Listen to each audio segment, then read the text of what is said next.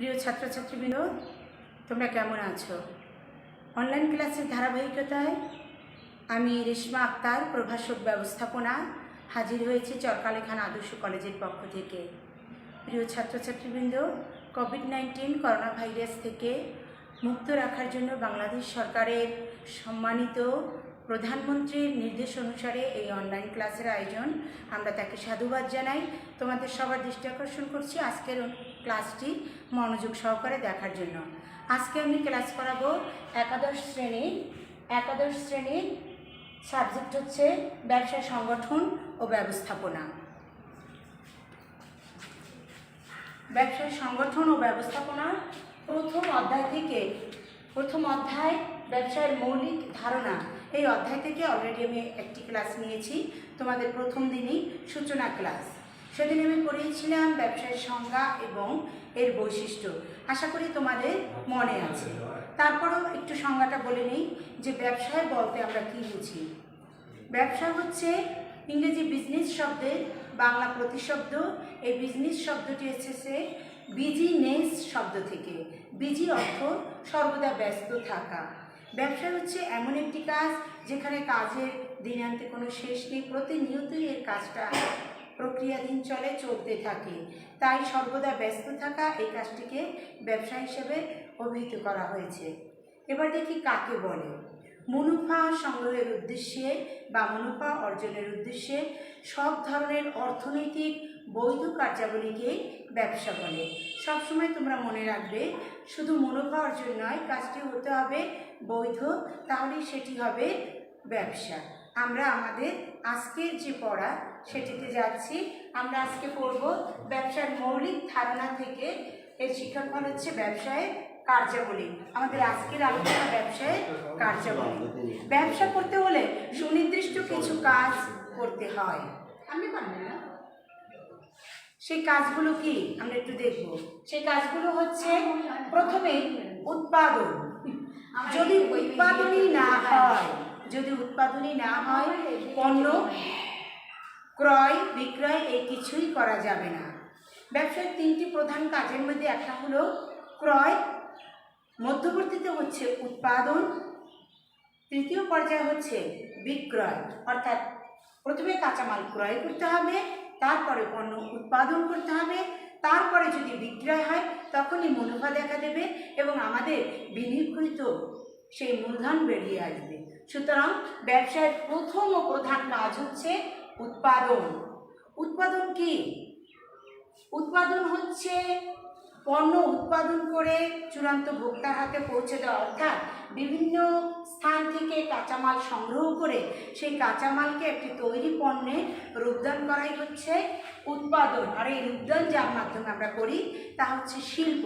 এই জন্য শিল্পকে বলা হয় উৎপাদনের বাহন। উৎপাদন না হলে যেহেতু ক্রয় বিক্রয় কোনো কার্যই সম্পন্ন হয় না, তাই উৎপাদনকে ব্যবসায়ের প্রধান ও গুরুত্বপূর্ণ কাজ হিসেবে চিহ্নিত করা হয়েছে। স্টুডেন্টস, দ্বিতীয় কাজ হচ্ছে ক্রয় বিক্রয়। ক্রয় বিক্রয় হচ্ছে পণ্যের মালিকানা সত্ত্ব হস্তান্তরের একটি প্রক্রিয়া। এক কথায় বলতে গেলে পণ্যের মালিকানা হস্তান্তরের প্রক্রিয়াকেই ক্রয় বিক্রয় কার্যাবলী বলে। উৎপাদক উৎপাদন করবে, ভোক্তা ক্রয় করবে, আবার বিক্রেতা উৎপাদনকারীর কাছ থেকে পণ্য সংগ্রহ করে ক্রেতার নিকট বিক্রয় করবে। কিসের বিনিময়ে? অর্থের বিনিময়। উৎপাদিত পণ্যের মালিকানা সত্ত্ব অর্থের মাধ্যমে ক্রেতার নিকট দেওয়ার মাধ্যমে এর সত্ত্ব প্রদান করা হয়। তাই ক্রয় বিক্রয়ের পণ্যের সত্ত্বগত বাধা দূর করে। অর্থাৎ একজনের কাছে মালিকানা থাকে, সেই মালিকানা বিক্রির মাধ্যমে যিনি ক্রয় করে সেটির বিক্রির মাধ্যমে আবার তার মালিকানা অন্যের হাতে চলে যায়। ক্রয় বিক্রয় ব্যবসার দ্বিতীয় গুরুত্বপূর্ণ কাজ। যদি ক্রয় বিক্রয় না থাকতো তাহলে উৎপাদিত পণ্য আমাদের সেই গুদাম ঘরেই পড়ে থাকতো, তার আলোর মুখ দেখতো না। ক্রয় এবং বিক্রয় এই কাজটি ব্যবসায়ের দ্বিতীয় গুরুত্বপূর্ণ কাজ। আর এখানে আমরা একটি নৈর্ভিত্তিক কোশ্চেন পেলাম, সেটি হলো কি যে ক্রয় বিক্রয় কি বাধা দূর করে? তোমরা লিখবে ক্রয় বিক্রয় পণ্যের সত্ত্বগত বাধা দূর করে। তৃতীয় গুরুত্বপূর্ণ কাজটি হচ্ছে অর্থসংস্থান। মানি অর্থাৎ অর্থ, অর্থকে বলা হয় ব্যবসায়ের ব্লাড, কিংবা ব্যবসায় জগতে অর্থ বা মূলধনকে বলা হয় সেকেন্ড গড। অর্থ ছাড়া ব্যবসায় কার্যক্রম কিছুতেই করা যাবে না। ব্যবস্থাপনার 6টি উপাদান আছে: money, man, machine, market, method, material. এই 6টি উপাদানের 5টি উপাদানই অচল হয়ে যাবে যদি মানি সেখানে না থাকে। কারণ বিনা অর্থে পণ্য ক্রয় করা যাবে না, বিনা অর্থে মেশিনারিজ ক্রয় করা যাবে না, বিনা অর্থে পণ্য উৎপাদন করা যাবে না, কারণ র মেটেরিয়ালস ক্রয় করা যাবে না। আর এই অর্থকে কিভাবে আমরা সংগ্রহ করব? বিভিন্ন উৎস থেকে আমরা অর্থ সংগ্রহ করে থাকি, যেমন বিভিন্ন বৃহদায়তন ও মাঝারি গোছের শিল্প প্রতিষ্ঠান, ব্যাংক, বিমা প্রতিষ্ঠানের কাছ থেকে অর্থ সংগ্রহ করে থাকে সহজ ঋণের শর্তে। এছাড়া ছোট ছোট যে ক্ষুদ্র ব্যবসায়ীগুলো আছে তারা নিজের বন্ধুবান্ধব, পাড়া প্রতিবেশী বা বিভিন্ন এনজিওর কাছ থেকে ক্ষুদ্র ঋণ নিয়ে ব্যবসায় অর্থ সংস্থান করে থাকে। অর্থই যদি ব্যবসায় না থাকে তাহলে সেই ব্যবসাকে ব্যবসা বলা যাবে না। এক কথায় বলা যায় পুঁজি ছাড়া কখনো ব্যবসা হয় না। চতুর্থ কাজ হচ্ছে ঝুঁকি গ্রহণ। আমি এক কথায় বলবো, নো রিস্ক নো গেইন। প্রিয় ছাত্রছাত্রীবৃন্দ, আমাদের এই মুলাদি শহরে কোল ঘেঁষে বয়ে গেছে জয়ন্ত নদী। ধরে নাও আজকের দিনটি মেঘলা, ঝড়ো বাতাস বইছে, নদীতে অত্যন্ত ঢেউ।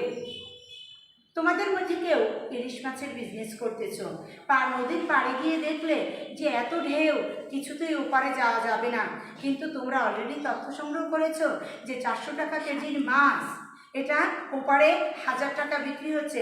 এখন যদি ওই নদীর ঢেউ দেখে বসে থাকো, ওপারে যাওয়া হবে না, অনেক প্রফিটের মুখও দেখা যাবে না। ঝুঁকি নিয়ে, আল্লাহর নাম নিয়ে যদি রওনা দিয়ে ওপারে উঠতে পারে কোনো মতে, তাহলে দেখবে সেই মাছ ডাবল দামে বিক্রি হয়ে গেল। So no risk no gain. ঝুঁকি গ্রহণ করতে হবে। একজন ব্যবসায়ী ঝুঁকি গ্রহণ করে পণ্য উৎপাদন করে, পণ্য বন্টন করে, নইলে সে ব্যবসা কার্যক্রম এগিয়ে নিয়ে যেতে পারতো না। আর এই ঝুঁকিগত বাধা দূর করে কে? বিমা পণ্যের ঝুঁকিগত বাধা দূর করে। আমাদের পঞ্চম কার্যাবলী হলো পরিবহন। উৎপাদিত পণ্য উৎপাদন স্থল থেকে চূড়ান্ত ভোক্তার কাছে পৌঁছে দেয় যে মাধ্যম, তাকেই বলা হয় পরিবহন। আমরা এই চরকালিখানে বসে সেই জাপানি স্যামসাং মোবাইল উপভোগ করতেছি, আমরা ফ্রিজ, টেলিভিশন ব্যবহার করতেছি, আমরা সিঙ্গাপুরের জিনিস ব্যবহার করতেছি, আমরা আমেরিকান তৈরি জিনিস পাচ্ছি, আমরা শ্রীলঙ্কার চা খাচ্ছি, আমরা ভারতের পণ্য পাচ্ছি। এই পণ্যগুলো নিশ্চয়ই আমাদের কাছে পায়ে হেঁটে, উড়ে কিংবা সাঁতার কেটে আসে না। যে মাধ্যমে আসে সেটি আসে পরিবহনের মাধ্যমে। হতে পারে এটা স্থল পরিবহন, হতে পারে এটা আকাশ পরিবহন, কিংবা জলজ পরিবহন। তো পরিবহন কি করে? পরিবহন পণ্যের স্থানগত বাধা দূর করে। অর্থাৎ আমরা গ্রামে বসেও যখন বিদেশি পণ্য ভোগ করি তখন মনেই থাকে না যে বিদেশ আর আমাদের মধ্যে কোনো পার্থক্য আছে। 6 নম্বরের কার্যাবলী হলো গুদামজাতকরণ। উৎপাদিত পণ্য ভোক্তা ব্যবহার করার পরে যে অতিরিক্ত পণ্য থাকে তা বিক্রি অবধি এক জায়গায় সংরক্ষণ করে রাখা হয়। সেই সংরক্ষিত কাজটিকেই বলা হয় গুদামজাতকরণ। গুদামজাতকরণ পণ্যের সময়গত বাধা দূর করে। প্রিয় ছাত্রছাত্রী, তোমরা গরমে যে ফিনফিনে পোশাকটি পরছো, এটি যদি এই গরমে উৎপাদন হতো তাহলে গরমে তোমরা ব্যবহার করতে পারতে না। এই পোশাকটির উৎপাদন হচ্ছে শীতকালে, আর শীতকালে যে পশমি যে বসন তোমরা ব্যবহার করছো তা উৎপাদিত হচ্ছে গ্রীষ্মকালে। এই গ্রীষ্মকালে উৎপাদন করে সেটি গুদামজাতকরণ করা হয়। আবার গরমের পোশাক শীতকালে উৎপাদন করে গুদামজাতকরণ করা হয়। কেন করা হয়? পণ্যকে সুরক্ষিত রাখার জন্য, পরবর্তীতে বিক্রির জন্য। তাই গুদামজাতকরণ ব্যবসায়ের একটি অত্যন্ত গুরুত্বপূর্ণ কাজ। আর গুদামজাতকরণ ব্যবসায় কী দূর করে? গুদামজাতকরণ ব্যবসায়ের সময়গত বাধা দূর করে। 7ম কাজ হলো প্রমিতকরণ ও পর্যায়িতকরণ। প্রমিতকরণ বলতে আমরা কি বুঝি? পণ্যকে পণ্যের আকার, ওজন, রং ইত্যাদি অনুযায়ী পণ্যকে ভাগ করাকে বলা হয় প্রমিতকরণ।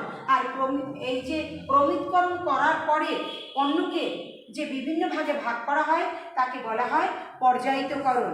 আমরা কি করি? একজন ব্যবসায়ী কি করে? পণ্যকে বিভিন্ন পণ্যের আকার ধরে, ক্রেতার ধরন বুঝে পণ্যকে ভাগ করে থাকে। এটিও ব্যবসায়ের একটি গুরুত্বপূর্ণ কাজ। আমাদের অষ্টম কাজ হচ্ছে মোরগীকরণ। সোজা কথায় বলতে গেলে একটি কথা রয়েছে, আগে দর্শনদারি পরে গুণ বিচারি। পণ্যর মোরগ দেখেই যদি পছন্দ না হয় তাহলে সেটা ক্রেতাকে আকৃষ্ট করে না।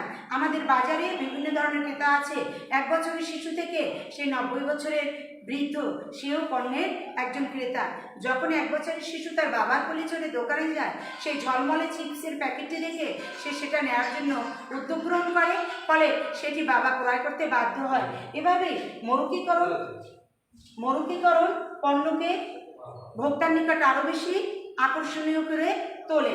এছাড়া আমাদের বিভিন্ন ধরনের ভোক্তা রয়েছে, কেউ 1টি সাবান ক্রয় করবে, কেউ 3টি সাবান ক্রয় করবে, কিংবা কেউ একসাথে 1 ডজন সাবান ক্রয় করবে।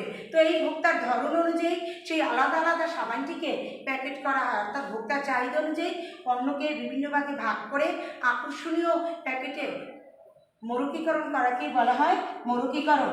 এইটাও ব্যবসার একটি অত্যন্ত গুরুত্বপূর্ণ কাজ। ব্যবসার সর্বশেষ কাজ হলো বাজারজাতকরণ। ব্যবসায় সর্বশেষ কাজটি হলো বাজারজাতকরণ।